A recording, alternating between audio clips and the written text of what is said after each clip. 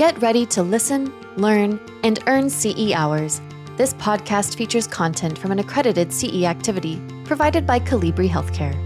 Visit elitelearning.com/podcasts for accreditation and disclosure statements and instructions on how you may be able to earn CE credits. Hello and welcome. I'm Leanna McGuire, your host for this informative podcast on managing foodborne illness, brought to you by Elite Learning by Colibri Healthcare. Our subject matter expert today is Kirk Ornstein. He's RN, MSN, and clinical nurse leader, and a guy who's obviously really good at research. Welcome, Kirk. How are you? Thank you. Good. It's good to be here. Let's talk about specific foodborne illnesses. Botulism. Let's go to botulism. What can you tell us about botulism in general? And we'll get into some details in a few minutes. Well, it's a little funny. Botulism is a little bit of, I don't want to say, but like one of my favorite pathogens because it's just so bizarre. It's a life-threatening paralytic pathogen. Wow. It is considered by some the most toxic pathogen on this planet.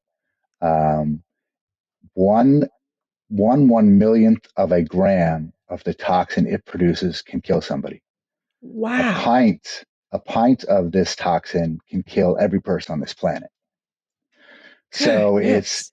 So it's an amazing sort of thing to think about. And luckily it's very rare. Only about 110 people a year get it. But all of them, not all of them, but the majority of them are going to need medical care. They're going to need what they have as an antitoxin to not die. The hospitalization rate for botulism is 83%. Fatality rate is a little under 20%. And even with the antitoxin, the fatality rate is somewhere between 5 and 10%. So 70% of these cases are pediatric or infant. Wow. So that's just amazing numbers to talk about. Yeah. One of the other amazing things about it is that it can take a spore form. So this spore form is protective covering that allows it to survive in environments that it can't reproduce or grow in. But these spores can survive for decades. So they don't go anywhere. And Wow. they're looking for an environment to grow in. And one of the interesting things about it is that it likes an anaerobic environment. So an environment without oxygen, which is not your common characteristic of these type of pathogens. Right. Which leads it to a different way that you get infected. It goes back to sort of the can issue that is an anaerobic environment and it likes to grow there. So it takes these sort of these conditions to grow. Improper canning that people do now because everyone's into, being self-reliant and self-sufficient. But canning is a perfect opportunity for botulism to grow. For infants, a lot of them get it from honey or honey-flavored pacifiers because it will be a spore in the honey and just sit there waiting for an environment. The honey itself becomes a low oxygen environment, and so it can grow and be passed on to an infant that way. Interesting. So it's really interesting, very bizarre, but at the same time, there aren't many cases, which is good. Yes, thank goodness for that. I knew that children shouldn't have honey, but I wasn't clear that was the reason why. So that's really interesting. Now it attacks. How does it attack? You said it's a paralytic, correct? Right. So it's a neurotoxin that will attack obviously the nervous system, and it's a symmetrical. It presents in a symmetrical way, meaning it's working from the top down. So you'll see symptoms first in the head, the face, and work its way down to the body. So droopy eyes, difficult swallowing, things like that will be the first sort of signs as it works its way down, paralyzing different parts of the body. Obviously, quickly what happens is that you're on a ventilator because you can't breathe. And that's usually what you see is that they're in the hospital on a vent and basically doing best supportive measures on top of the antitoxin. Um, but that's how it sort of progresses. Children show it a little differently. They will initially be constipated and then have what's called flat expression. So when you talk to them or look at them, they don't respond with an expression. It's just flat, neutral kind of look, and that's how they start. But it works its way through the system and paralyzing different systems from the top down. Wow. So with the antitoxin, does it reverse in the same from bottom to top, or? No, it's really just, as I understand it, it's binding with the toxin itself. So it's really more of a systemic approach. Gotcha. So you're looking, so it's not going to. You wouldn't expect it to fix this system first and that system. You're really stuck with waiting for that antitoxin to work, and they're still on ventilators and all the other supportive care. And like I said, there's still a high fatality rate even after the antitoxins administered. That's intense. I'm assuming different cultures would have more incidences of it than others.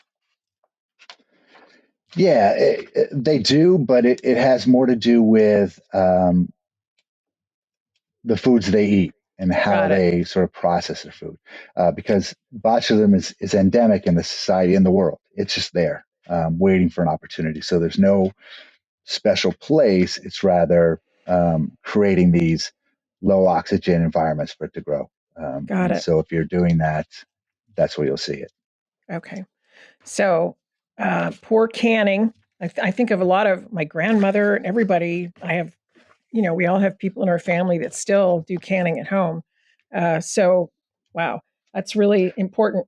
Go ahead. You were going to say something. Yeah, there's an interesting one. So we're looking at all the different ways it could grow. One of the ones that kind of surprised me. So it starts with these low acid foods. Botulism likes these low oxygen environments, low acid foods. So vegetables are are possible place for them to grow. You won't really see it with fruits, where they're more acidic. You'll see it with vegetables. Well, one of the ones that came up was a baked potato. So if you have a baked potato and you wrap it tightly in tin foil, it is the perfect environment for botulism. Really? So yes. So which is really interesting because as I'm looking at this, I'm like, what's in my refrigerator? And lo and behold, there are some baked potatoes wrapped tightly in the tin foil because that's how you cook them. You just put them in there if you don't use them. Oh, wow. So that was, so it was an interesting sort of sidebar to the whole thing. But man, you're saving us all from potential disaster here. It's really super rare. That's you got to remember. Okay, good to know. Good to know. I'm glad. Any other interesting sources that you'd know of? Well, you obviously have the foodborne. You have the infant, but you also have the iatrogenic, which is basically getting botulism shots for wrinkles. Right. Right. So we forget about that. They're like, oh, let's get my wrinkles. Let's get the wrinkles. But, you're injecting botulism in there. And if not done right, you can get infected from that. It's you don't think about it, but you're dealing with botulism when you're doing that. That's right. Interesting. All right. Goodness. Well, stay away from baked potatoes and Botox. No, I'm just no. I'm being silly. No, learn how to can right. Yes, really being educated and aware. This is so helpful on such a large scale. Okay, so there are different kinds. Are there different kinds in botulism, or is it just one and done? It's really just one and done. I mean, it presents in different environments, but it can get in different ways. But it's really the same pathogen. It's not going to vary very much, other than how you're getting it, how it's being presented to you. Sure. So could you get it in, I'm thinking about the wrapped baked potato. So say you had a wound with a wound vac or something to that effect where it's anaerobic to a sense. Can it get introduced in that way? Yeah, Or is it? absolutely. Oh, okay. But No, absolutely. Yep. okay, we're concentrating on the foodborne piece, but I'm just thinking about that whole closed in environment. And Yep. There are a couple that we're going to discuss that have that issue related to wounds, how they can get in. Okay. All right. Mhm. And you talked about the neurologic effect and the first signs for infants, but let's get into treatment. You talked about the antitoxin as well, but what else is included in that process of diagnosis and treatment? Right. Well, the first thing is the mechanical ventilators. They're going to be on that.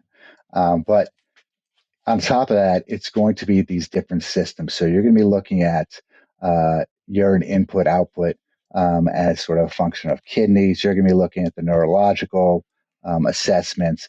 So you're going to be looking at all these different systems to assess their ability to function and possible damage to these different systems. And so, that's what you're thinking about. You're going to be doing EEGs to look at brain activity, and you're monitoring them all the way through because this can be a very slow process. It could be days, it could be weeks, as they are just in the hospital and you are trying to keep all the systems, running as best they can. And people can come out with damage to these different systems because of it. So the earlier it's recognized, the earlier you can get the antitoxin, the better the outcome. Okay. And do they use neurological testing as well? Yep, yep. They use a tensilon test, so they're always looking at those things. But it can mimic some other things like Guillain-Barré disease because it's a neurological, myasthenia gravis, another one neurological.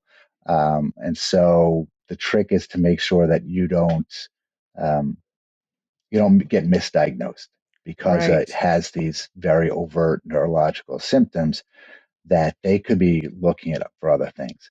Given it is so rare, um, the diagnosis will go to those other more common things. Got it. And so that's the big fear is that they get early misdiagnosis and then treatment is delayed and then health outcomes are affected. Right. That's interesting about the Guillain-Barré, which is what inspired my question earlier about it reversing in the same way that it affects you neurologically, because that's right away where my brain went, which that's very interesting that it mimics that. Ooh, that's interesting. So all of these different ways to diagnose it, and you talk in the hospital. So you're assessing all symptoms basically, but what are the key ones that you want to be watching for? Again, it's really going back to sort of respiratory functions, neurological functions, cardiac functions. That's what you're really looking for, because those are going to be those are the life-saving systems that, obviously, if not maintained, you're looking at severe disability afterwards. Correct. And the other thing I was wondering about is with the antitoxin. First of all, do we have mass availability to that? Like, does every facility, hospital have? I wouldn't think, given the incidents, that they would have a lot on hand.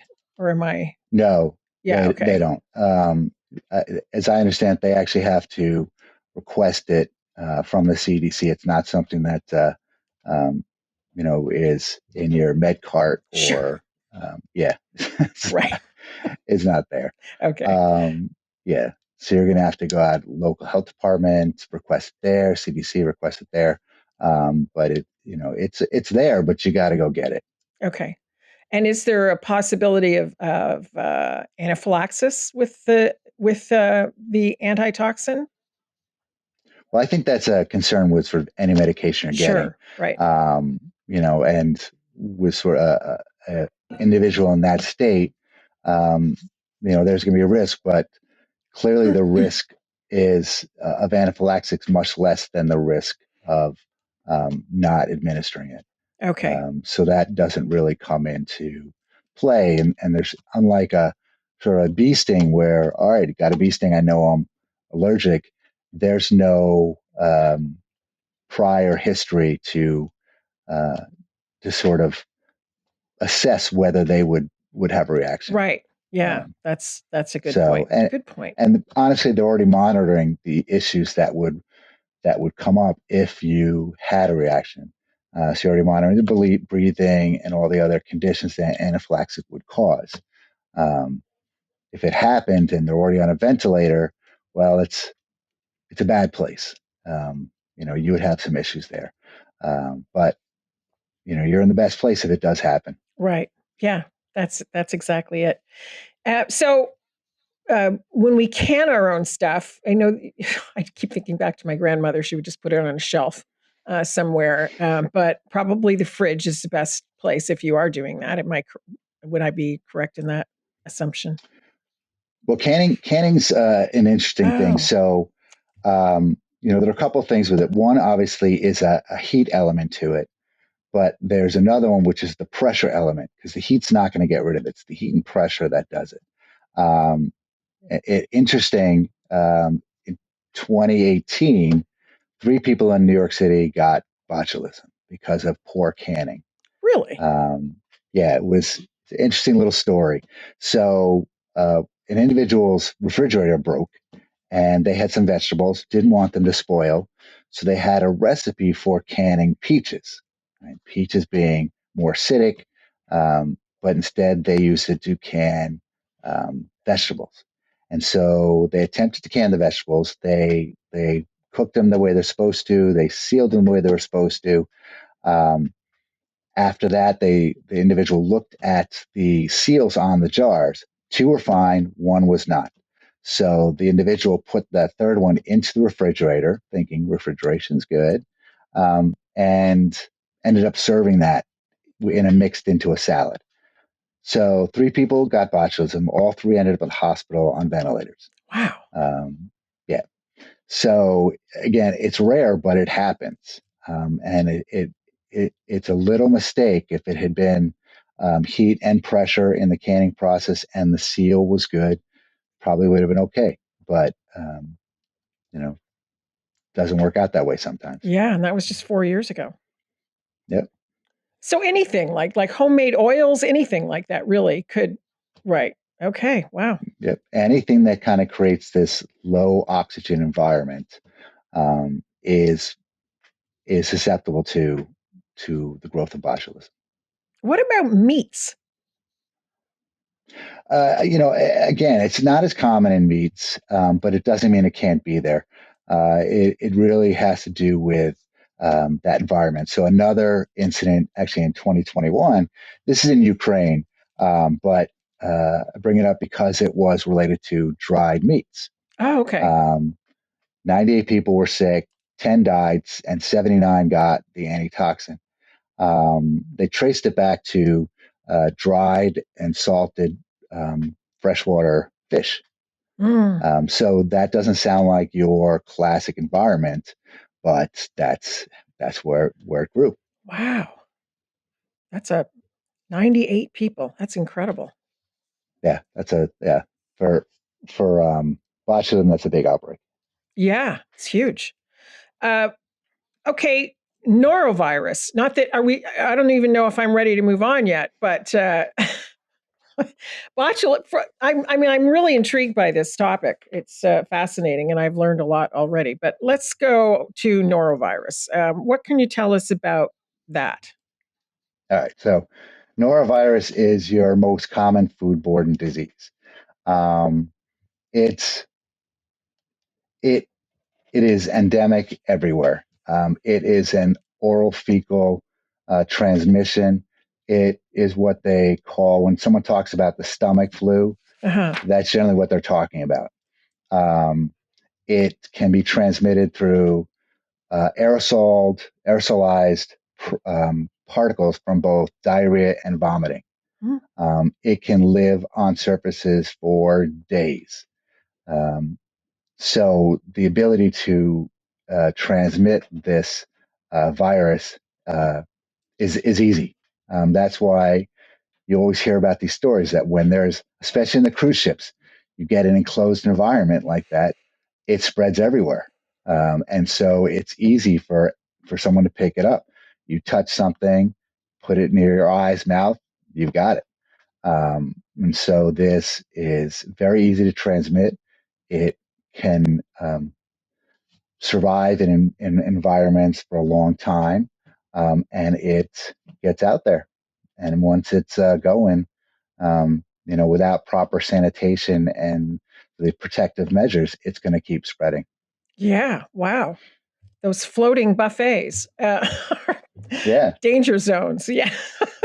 And I would, again, I'm assuming, but there's obviously more cases of this on an annual basis than there would be botulism. I mean, it's not, Right. this happens a lot. Yeah, no, there are estimated more than 5 million cases per year. Wow. 14,000 end up in the hospital, and you get more than 100 deaths a year. So, because of the large number of people who get sick, it translates into a large number of people being hospitalized. And so it's a tough one. I mean, it's the onset's quick. You're throwing up, you're having diarrhea. Yeah. And you're giving it to everyone in your family. Right. And, I'm not picking on cruise ships because it can happen anywhere. I just want to put that out there. Obviously, it can happen anywhere. Do we have any statistics on a global scale for this? So the WHO suggests or estimates that there's 125 million total cases, 35,000 deaths associated with it. Really?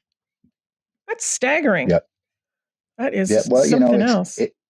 It becomes a numbers game. The more people get it, the higher the number of people who are going to get severe cases and obviously end up in the hospital. It's one of the things that's a little bit problematic with the numbers when you look at them, because it makes it seem like it's very virulent and you're going to die from it, because so many people go to the hospital. But like I said, it's really a numbers game. If you get enough people infected with it, you're going to get these huge numbers of hospitalizations and deaths. But regardless of that, huge numbers of people are actually getting it and getting very sick. Right. And the vulnerable populations that we discussed related to botulism, more vulnerable here as well, right?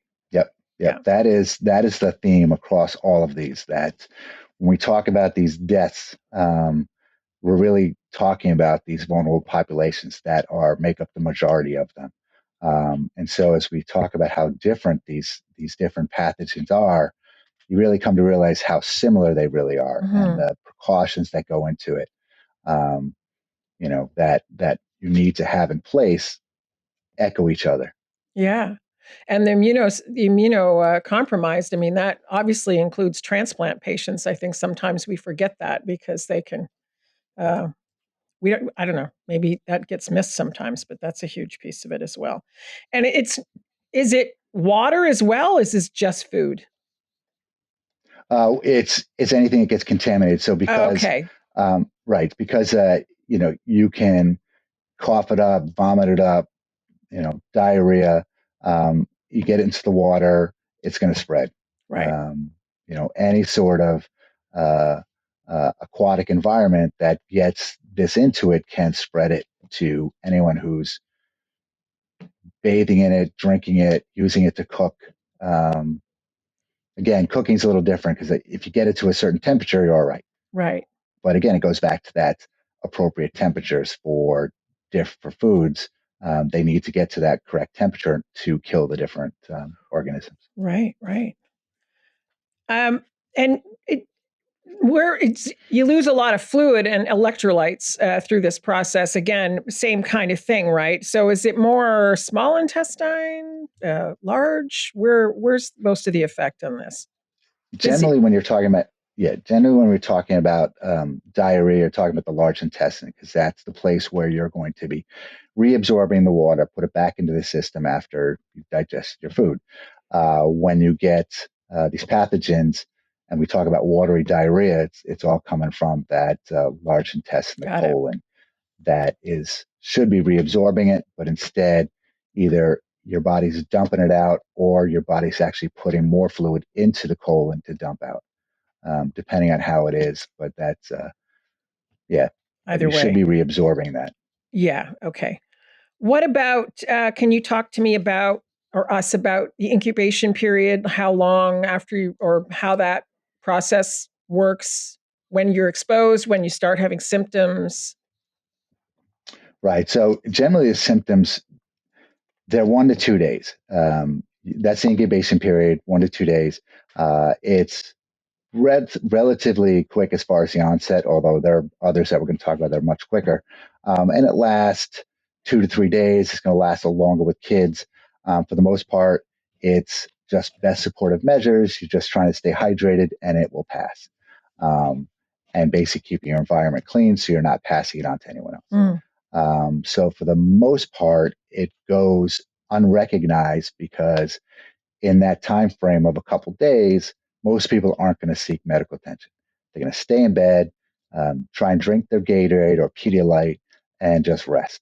And by the time a couple days have passed, they're starting to feel better. They're not going to go see a doctor. And again, that's the case with most of these. Like all of these conditions go underreported because of that dynamic. That if Sure. they just get through a couple days, mostly are going to recover. Right, right. So this goes back and speaks very, very highly of hand washing. Those employees must wash their hands. The food prep has got to be a vulnerable place for this to happen. Right. And it's interesting that first and foremost is that hand hygiene. You keep them clean, and a lot of the stuff will not be transmitted. But there's another issue with sort of these foods is that how many times you actually touch them.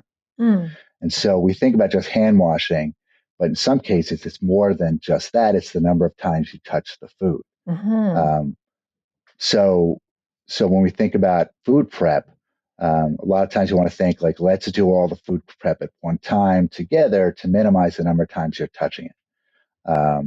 There's certain things like Staph aureus, where it's on our bodies. It lives on our body. And so the number of times we touch something are increase the number of times something that lives on us can get onto the food. Right. And so you're looking at that too. Staph aureus is a little weird in that sense that it sort of lives in us. It's one of the few ones where we're not going out and getting it from the environment. It's already here. Wow. We just carry it around just in case. Yeah. Have there been any? Just have that in my back pocket. Any specific cases or outbreaks that you can tell us about related to this? Like you mentioned, you had a couple, but earlier with botulism. Yeah. You mean for norovirus? Yeah. Yeah. So, it's funny. There was this year an outbreak of norovirus related to oysters that were distributed from British Columbia, Oh, Canada. wow. Yeah. So it's an interesting one because normally we're going to talk about a different pathogen that affects oysters, but this was a case where these oysters were distributed to 13 states. 192 people got sick from it. There was no recall issued. And when you hear that, what that really means is that by the time they figured out what was going on, the product was already sold and gone. Oh, yeah. There you So, go. so this thing gets tracked back, and by the time they figure it out, there's no more of these oysters, and everyone who got sick has gotten sick, and they're all gone. But it takes time. Like I said, it takes time to track this stuff back. There are a couple of different ways they do it, whether it's epidemiological data or the track back by like lot numbers and distribution centers. But it just takes time. But that was one of the most recent ones. So does anything happen, for example, the people who had the oysters and sold them to all of these states, do they have any is there any kind of repercussion for them, or it's just, oh, I'm sorry, those are all gone now? Oh, okay. Right. Yeah. It depends. If there's an issue with the processing, if there's an issue with some sort of hygiene, if there's issue with distribution, let's say that the truck taking the product somewhere wasn't refrigerated, there can be penalties based on that. And so, but it really depends on the source or the environment that the contaminated food was shipped. Okay. You know, Okay. there are certain cases where they're testing their food, but at the same time, you can test something and it's negative for whatever you're testing for, but right next to it is something that's positive because they're not testing every piece of food. Sure. They're doing sort of sampling, and even that is pretty rare. The idea that you're doing sort of on-site farm surveillance doesn't really exist. Okay. And that becomes a problem later on when we talk about how the world's evolving. It's easy to miss stuff because we're not at the source. Right. We're always playing catch up. Yeah. So it's not just okay, it's gone. There is some level of investigation afterwards, just as a preventative measure, so it doesn't happen again. We would hope on some level. Right. Okay. Right. Good to Well, know. they're always doing analysis afterwards, a post analysis to see at what point could this have been fixed. Where was the gap? So that's occurring regardless of whether the outbreak resulted in a recall or an alert. They're still looking at those gaps because if it happened here, it's going to happen somewhere else. Right. The old root cause Yep. analysis. Gotcha. Yep. Okay. Any specific treatments in severe cases of this? Anything you can? Deep rehydration, obviously. Yeah. Basically, that's what we're doing. One of the things with a lot of these is that treatment beyond rehydration, beyond sort of the support that you would do with this. Treatments get a little tricky because sometimes if you give antibiotics, that can cause the actual problem to become worse. Antibiotics can address the infection, but at the same time, it can clear out the natural gut flora, allowing whatever you're trying to get rid of to grow. So it doesn't have anything to compete against. Or it could be that you give antibiotics, kills the bacteria, but then the bacteria releases all its toxins, making it worse. Yeah. So in most cases, they're actually not treating with any sort of therapeutic other than, say, rehydration, IV fluids, and that would be the extent of it. In only the most severe cases, they start to try to address it through some sort of medical intervention, like an antibiotic or, antitoxin kind of thing. Is it a good idea if someone in your household is in the midst of this norovirus that they isolate a little bit with their own bathroom, and if it's possible, keep them in their own space? It's funny you mention that. Like a couple years ago, no one would ever talk that way. The idea that isolate in your house, who does that? Why would you do that? But now it's like, that's a really good idea. And so yes, it is good because the more you interact with other people, the more likely you are to contaminate them, surfaces, environments. So yes, it's always good with any sort of any of these pathogens that can be transmitted through, say, aerosolized, vomit, fecal matter, stuff like that. A bunch of these don't work that way, so you don't have to worry about it. But something like norovirus, that would be a totally appropriate thing to do. And that person should not be making lunch for the kids or. Right. Well, that's also sort of funny that idea ends up on the list of like precautions. And you want to think that's common sense. Right. Like, oh yeah, I'm sick. I really shouldn't be preparing food because I've been throwing up and I'm, having diarrhea. But people don't necessarily think that way. And so that idea ends up on this list for nurses to teach, families about what they should do if somebody's sick. Right. Wow. It's amazing. Yeah, you're right. They don't think about it. So food prep, Maybe isolate if possible, wash your hands, and wash your hands, basically, and clean surfaces, I would assume, right? You have to clean those surfaces. Yeah, well, that clean surface is really important because a lot of these pathogens can, like, we know about chicken and salmonella, things like that. A drop of that on a table, and if you don't notice it, easily contaminate the next thing you put down. Right. So that idea of clean utensils, trying to separate sort of your meats from your vegetables becomes very important. And most people don't really take it to heart how important that is.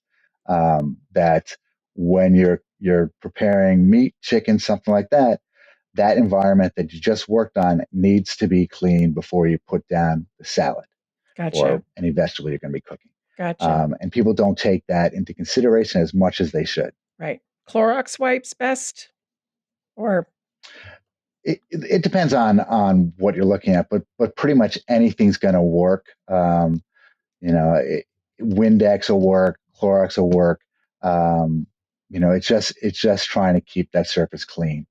let's go to salmonella. I know that got mentioned a little earlier on our first podcast, part one of this series, and it was related to chicken. But we're gonna dig into this topic.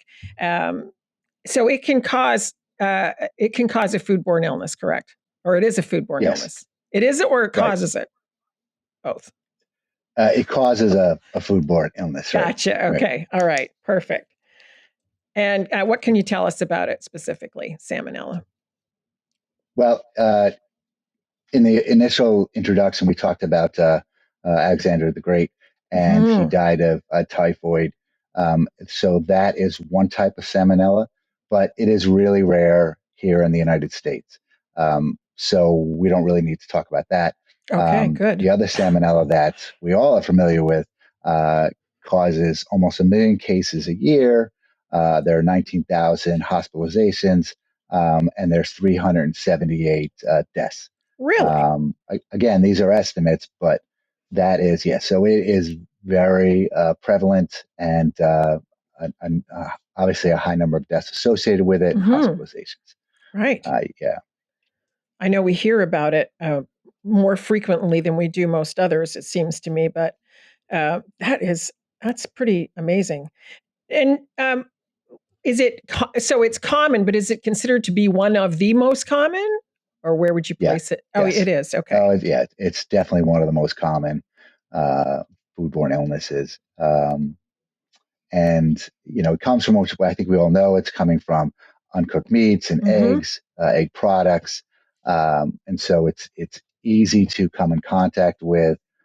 It's very prevalent in the environment, and people get sick. One of the nice things, or one of the good things, it's not the fatality rate is low. Oh, good. So although the numbers we talk about, 378 deaths, which is a huge number for foodborne illnesses, that actually the fatality rate is very low. Good. But but if you get enough people sick, you're going to get these deaths regardless. And so you see these numbers, every year. Right. One of the things that we talk about, as I was just talking about, eggs and egg products, we're seeing more and more of these atypical sources. And so what's happening is that we're seeing many more infections from fruits and vegetables that you normally wouldn't see or hadn't seen in the past. Interesting. Part of that is due to cross-contamination. And so basically when foods are being processed close to each other, they can cross-contaminate each other. We have situations where it come from the animals, so they can contaminate the fruits and vegetables. And so we're seeing a lot more of that sort of atypical source. That's really interesting.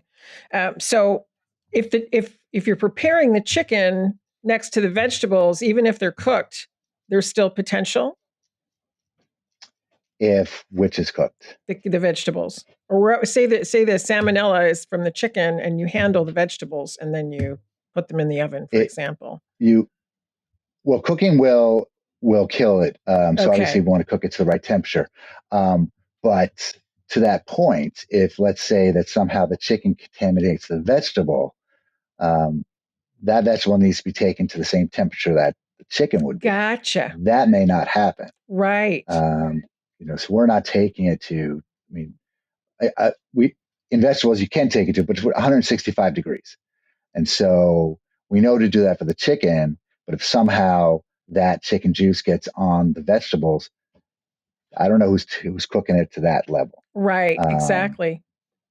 And even if the vegetables were contaminated from water with sort of animal fecal matter, Right. So you have the same problem. Food for thought, pun intended. We will go. All right. So that's salmonella. And is it just food? It's the only place, right, that we get this from? I know Foodborne, but Right. can you get right? Okay. And it causes. Well, it's going to be that same, so the same way it's fecal oral. And so potentially you could communicate it to someone else with poor hygiene. Got it. But it doesn't have that. That happens, but that's not the main route. One of the interesting things about that is that as your symptoms pass, you can still shed the salmonella organism through your feces for weeks afterwards. Wow. So there's always that potential of contamination with this because it sticks around, even though the onset is rapid. It's it can be as quick as a couple hours, 6 hours to a couple days, and the duration is short. So you look like you're healthy. You can still shed the organism for weeks on end. Wow. All right. And again, I mentioned this in the first part one of this series, the vulnerable populations who are more susceptible, right? So infants, right. People over 65, immunosuppressed, etc. Correct? Yeah, that is just a common theme throughout this. Gotcha. And it's one of the problems that you just don't. It's hard to keep your guard up all the time, especially these vulnerable populations. Mm-hmm. And it's a tough thing to do. And if we could, we see less deaths. But for someone who's immunocompromised or pregnant, the list is endless of foods you need to consider and processes that you need to implement to stay safe. Right. And developing countries, would they be more vulnerable than we are to this, just given the nature of it? It's an interesting question. You would think that might be the case, but in fact, there are a lot of data that suggest because they have higher exposures, they tolerate it better than say a more developed country. Yeah, so potentially people more developed have less exposure, so then their initial exposure is much worse than someone who's had it a couple times. Okay. So yeah. That makes perfect sense. So the symptoms resolve when? You said how you can have symptoms for how long did you say? And then it can 1 to 2 days. So 1 to 2 days. Okay. So the whole onset and resolution of symptoms occurs pretty quickly, but this has this lingering attribute that most people don't think about. Sure. And for the most part, it doesn't really matter. I mean, as long as you're washing your hands when you go to the bathroom, there's not really an issue. Yeah. But it's something you don't really think about. And this is also that situation where you can't treat with antibiotics because you potentially make the situation worse by clearing out the gut flora, leaving it open for additional growth of the salmonella pathogen. And nausea and vomiting and diarrhea. Are there any other symptoms that may be present with this? You can also get cramping, fevers, headaches. Okay. And those are some of the ones that you would see, but you wouldn't see those without the nausea, vomiting, diarrhea situation. Is it just GI or can it affect other systems? Right. So it can, if it can get outside the intestinal GI tract, it can create things like osteomyelitis, it can give septic and meningitis. And that's the case of a lot of these that you'll see that if they can get outside the gut, then they can cause some real damage. Okay. So as we talk about these situations and symptoms and severity, you pretty much uniformly, if they get outside of that system, they're going to cause some real damage And, beyond just nausea got it. or And vomiting or diarrhea. sure. And some ways that it might get outside of that system? Well, you can talk about a perforation can get outside of that, or as we talked about it, you can get it in through a wound, which will put it in through a different area, so it wouldn't be in the system. So there are different ways you can get it potentially into the urinary tract, and so Right. it can, So if you can find a different entry point, it can start to wreak havoc on different systems. Okay. And the treatment, we said antibiotics not generally used, but otherwise, what is used? It's basically fluid replacement. Got it. That's what you're again looking at to try and just manage the symptoms, Sure. and keeping that from getting severe to the point that you need medical attention.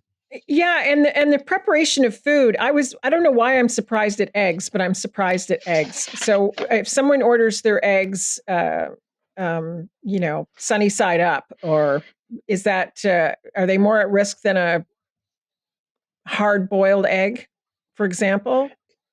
Yep. If that yolk is soft in any way, there's a potential for an infection there. Wow. Okay. I'm going to have to order my eggs different ways now. Just decided on that. Any outbreaks that you can share with us? I don't know why I go to these horror stories, but I know you had a couple with the others. Yeah, well, I've got one for each one. So this year they had Jif peanut butter. Jif peanut butter. Wow. Yep. 12 states, 16 cases, 2 hospitalizations, a recall issued. So it got into the processing of that peanut butter. Wow. And again, probably figured it out after people had gotten sick. That's been a real eye opener for me on that. Well, I have to change my peanut butter. No, I'm just kidding. No, but that could be anywhere because it's in the processing of that product. Yeah. So it wasn't a sort of environmental issue. It got in there at the time that was being made. Sure. And so that sort of speaks to the issue about processing. How do you keep those environments clean from these different pathogens? Yeah, I'm glad you mentioned that. Don't have. Yeah, so we're we don't want to draw attention to Jif peanut butter or cruise ships like we did in the last episode, because to your point, it literally can happen anywhere. It's just bad situation. So that's interesting. Anything else you want to share about salmonella before we move on to something that I think the next one is the one we carry around all the time? Which would be staph. Yeah, well, I wanted to say this: the cookie dough. Cookie dough. Cookie dough. Don't eat it. It's not raw. It's potentially a source of salmonella. That makes sense. Yeah. The eggs in it. We all love that cookie dough, but the reality is it's raw. Wow. So, yeah. Yeah. So you can get cookie dough ice cream and get the same effect, and not hopefully have that happen. Well, I wonder about that. You'd have to sort of look at that because they say it's cookie dough, but is it really, or is it some sort of concoction that mimics cookie dough? I can't imagine that the FDA would allow an ice cream company to sell a product that has raw egg in it. Right. No, I can't imagine that either. Yeah, that's true. Yeah. Wow. It's amazing we survived our childhood. I'm still thinking about my grandmother's canning, and now licking the spoon when she made cookies. It's just all pretty scary. We're lucky. Yep. You think about all that stuff when you're a kid. You're like, oh, that wasn't smart. Oh, that wasn't smart. Exactly. This is very educational for sure. Let's talk about staph now, okay? Because this is the one that you told us we carried around. It's with us all the time. So what can you tell us about that? Right. So, staph is an organism that lives on our skin, lives in our nose. 25% of all people have it on them. For the most part, it doesn't affect anyone. It's just with us, and you know, isn't much of a problem. But it still can cause these foodborne illnesses. And it also has the added issue of, since it's on your skin, it can enter your body through a wound. Oh, sure. So not only can you get it through sort of a handling of food, but you can get it into your body through a wound. And this is also that case I was talking about before, like the number of times you touch something. Because it exists on our body, that the number of times you touch something becomes a risk that isn't quite the same as the other pathogens. Where the other pathogens, you wash your hands and you can assume it's gone. Where staph is not like that. It's on us. It stays on us. You clean your hands and you reduce the number. But to say that you have sort of sterilized your hands and not there at all, um, sort of is an oversimplification of what's really going on. Interesting. Yeah. So I know that in some of the foods, I think botulism was one where you had to be cautious of odor. Like if you open something and it smells bad, those times when you open something, you say, I don't know, do you think it's good? Probably good to always err on the side of caution. But with this, is it the same thing? Right. So in general, if you smell something that's not right, just you get rid of it. But with this, there is no associated smell that you Wow. Okay. could identify with or suggest there's something wrong here. So it doesn't have that ability to identify that we like, that as humans we want. Oh, doesn't look good, doesn't smell good. You get rid of it. This is something you wouldn't be able to identify. Wow. Okay. So you're just taking a chance. What are some of the most common foods? All foods, or are there some that are more common than others? It's foods that are being handled a lot. So you can talk about like meats. They talk about pastries. They really talk about. I don't want to say meats, I like deli meats. What we're talking about. Okay. So things that have already been processed, that are now fully cooked, ready to be served. It's these type of products or foods that are more likely to get infected with staph. Um, because staph can be killed by cooking. Okay, that's so good. so if you're cooking your food, wouldn't expect to get that. It's more the handling of food by someone who has it and then given to somebody who potentially is at risk. Okay. So that's what you'll see. Okay. An And example? there, Do you have um, a horror story? I shouldn't say horror story. That's the bad way to put it, but a real life scenario. All right, so this is an interesting one. So in California, the Coachella event, 100 bus drivers got sick from a catered event. Oh no. So it was the handling of the food, served to this sort of enclosed group. It was just this group that was there, and they all got served it, and they got sick with it. But again, like no one's really dying from this one, but they're getting sick from it. The interesting thing, not interesting, but something to recognize is that as we talked about the CDC and these outbreaks, this is something that wouldn't register with the CDC because it occurred in one state. Even though it was massive, it was one state, it doesn't reach that level of multi-state sort of outbreak. So it still would have been dealt with as a foodborne outbreak, but it would have been dealt with by the state health department. Got it. And they would have done the investigation and the identification of the source. Good to know. Good to know. So someone could be in one place and be handling something, pick it up, and then go to work in a restaurant, for example, and here we go. Or a catering event. Yeah, in this particular situation, it's very much about the handling of the food. Cooking it's great, but it's really the post-cook and the post-processing is when that's going to show up, where that transmission is going to occur. Okay. And signs and symptoms of staph, foodborne illness, as opposed to they differ from the others we've spoken about so far? Mostly GI, I'm assuming. Yeah, it's mostly GI. This is one of the ones where they had the rapid onset. It can range from 30 minutes to 8 hours, but it's going to come quick. And this is, again, severe vomiting, nausea, abdominal cramps. That's what you're going to see. And they like to say that the symptoms are powerful, but it's going to resolve quickly. So you're going to get real sick and feel better very quick as well. Okay.